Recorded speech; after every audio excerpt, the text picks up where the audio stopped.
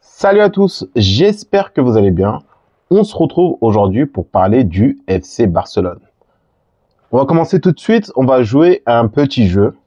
Si je vous demande la composition d'équipe type au mois d'octobre, normalement vous l'avez, ça va aller super vite. Regardez, j'ai aucune fiche devant moi, je vais vous la sortir. On avait Peña au cage, on avait à gauche Baldé, en défense centrale, on avait Martinez et Cubarsí, à droite, on avait Koundé. Au milieu de terrain, au milieu défensif, on avait Casado, avec lui Pedri, un peu plus haut, Olmo quand il était présent. Ensuite, à gauche, on avait Rafinha qui fait une saison phénoménale. En pointe, Lewandowski. Et à gauche, notre joyau, Lamine Yamal. Vous voyez, ça va super vite. Je pense que vous aussi, si vous faites le test, si vous êtes un vrai supporter du FC Barcelone, ça va aller super vite. Là, aujourd'hui, c'est un peu différent aujourd'hui parce que déjà, premièrement, on a récupéré beaucoup de joueurs qui étaient blessés. À l'époque, on se souvient que Gavi revenait des ligaments croisés, donc du coup, il pouvait pas enchaîner les matchs. On avait aussi Fermin qui s'est blessé aussi au début d'année et il lui a fallu du temps aussi parce qu'il a enchaîné l'Euro, les Jeux Olympiques. Il est revenu directement. On a été nombreux à se dire, attention Fermin, il va te falloir du repos. Et là, vous voyez que là, ça montait en puissance. Là, vraiment, on retrouve le Fermin de la saison dernière.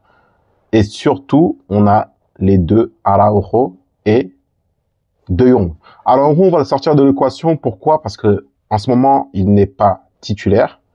Il s'est blessé récemment. Et De Jong. Donc, au milieu de terrain, on va dire qu'on a De Jong qui s'est ajouté et Gavi. Là où, au mois d'octobre, on avait des certitudes, on savait comment on allait jouer. On avait une équipe type. Et limite, on se plaignait du fait de ne pas avoir beaucoup de remplaçants parce qu'on avait pas mal de blessés. On n'avait pas de remplaçants de très haut niveau. Hein. Franchement, honnêtement, j'ai toujours été satisfait des remplaçants qu'on avait. Je peux dire, ils nous ont bien dépanné. Mais voilà, à ce moment-là, on n'avait pas de remplaçants. On était sûr de nos forces. Hein, une équipe ultra offensive. Et on était sûr de notre jeu. Une ligne de défense super haute.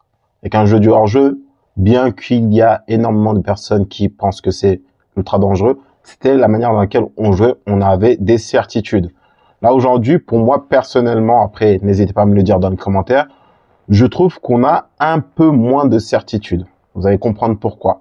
À cette époque-là, au mois d'octobre, hein, dans les premiers mois, on n'avait pas de choix, en fait. On devait absolument jouer avec ces jeux et on avait une équipe qui était équilibrée dans ce qu'elle faisait.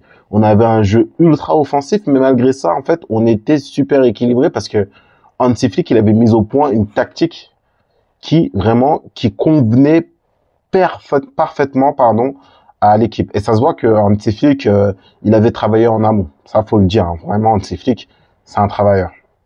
Aujourd'hui, je trouve que avec la composition d'équipe qu'on a, surtout les dernières semaines, je trouve qu'il manque d'équilibre dans ce qu'on fait. En fait, ça manque de contrôle un peu.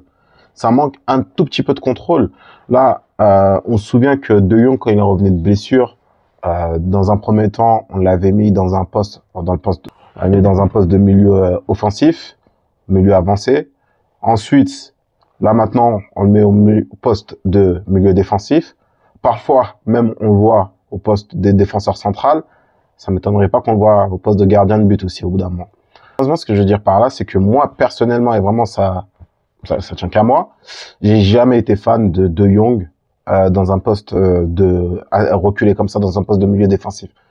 On a été nombreux à vouloir le voir à ce poste, hein. Moi aussi, hein, franchement, on a été super curieux. Mais je me souviens d'un match de Jong à ce poste face à la Sociedad à l'extérieur à Anoeta. Et je me souviens parce qu'à ce moment-là, j'étais à Barcelone. Hein. J'étais le voir. Bon, le match était à l'extérieur, mais j'étais à Barcelone à ce moment-là. On a été le voir le match. Et franchement, le match de Jong à ce moment-là, en fait, c'est tout ce qu'il ne faut pas avoir, en fait. Voilà. Un joueur qui se fait presser. Oh là là là là. Je sais pas si vous vous souvenez. Si vous vous souvenez, n'hésitez pas à me dire dans les commentaires. Mais je me souviens du match de Jong à ce moment-là. Depuis ce moment-là, je n'ai plus voulu voir De Jong au poste de numéro 6 tout seul dans une pointe basse. Et à ce moment-là, on était bien content de voir Busquets de retour.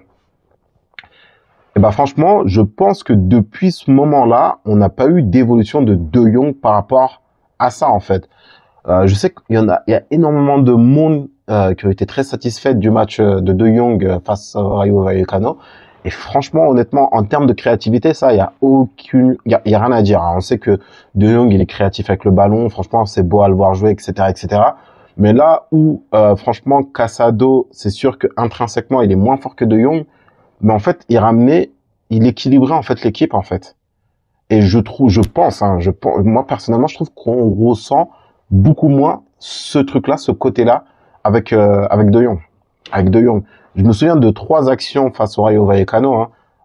Bon, il y a une action où il y a eu faute, mais donc du coup on l'enlève celle-là. Il y a 2 actions où De Jong elle a été pressée. Franchement, je me dis si c'est dans des gros matchs, ça fait peur, ça fait peur. Et on sait tous très bien que il va y avoir le tirage au sort de la Ligue des Champions.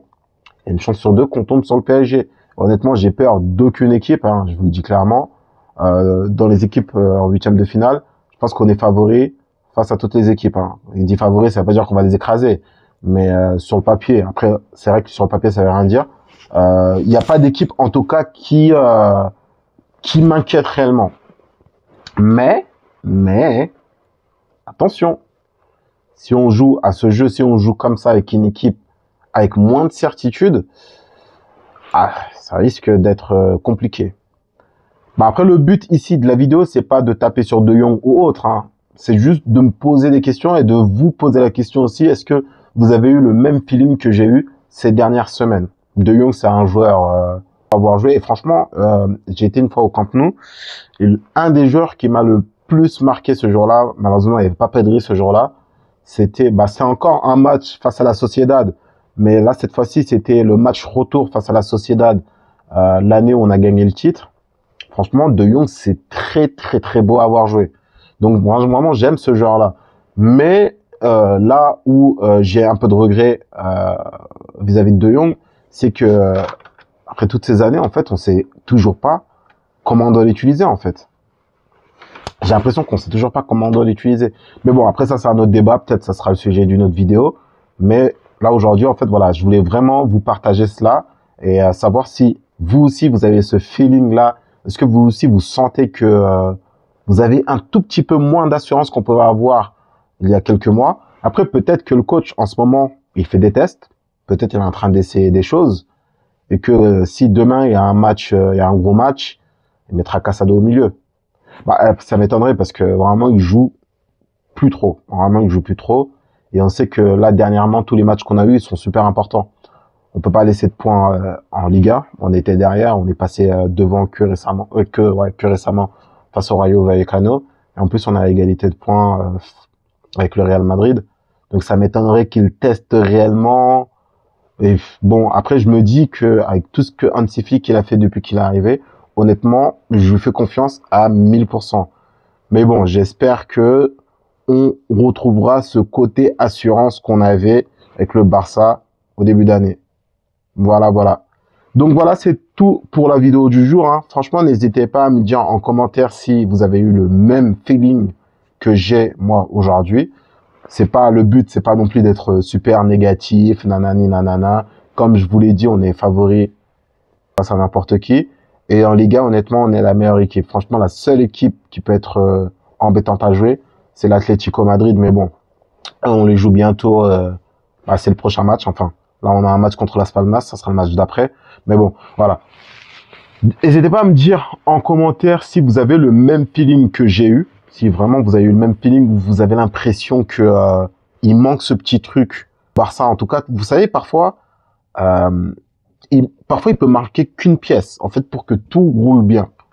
Et moi, j'ai l'impression qu'il manque juste peut-être une petite pièce pour que tout roule bien. Peut-être, ça peut être De Jong en poste de milieu relayeur, Gavi plus bas, je sais pas, là je vous dis des choses comme ça, mais parfois pour moi en fait il manque un petit truc pour que tout roule bien, pour que tout roule à merveille. Au début de l'année j'avais ce feeling là et c'est vrai qu'aujourd'hui je l'ai beaucoup moins. Donc voilà, n'hésitez pas à me dire en commentaire si vous ressentez la même chose. Moi je vous dis à très bientôt, on va faire pas mal de vidéos, surtout que là maintenant ça va se réenchaîner. Là on était un petit peu en vacances parce qu'on n'avait pas de barrage, hein, le Barça, mais là on va enchaîner les vidéos. Donc voilà, dites-moi en commentaire et moi je vous dis à très bientôt.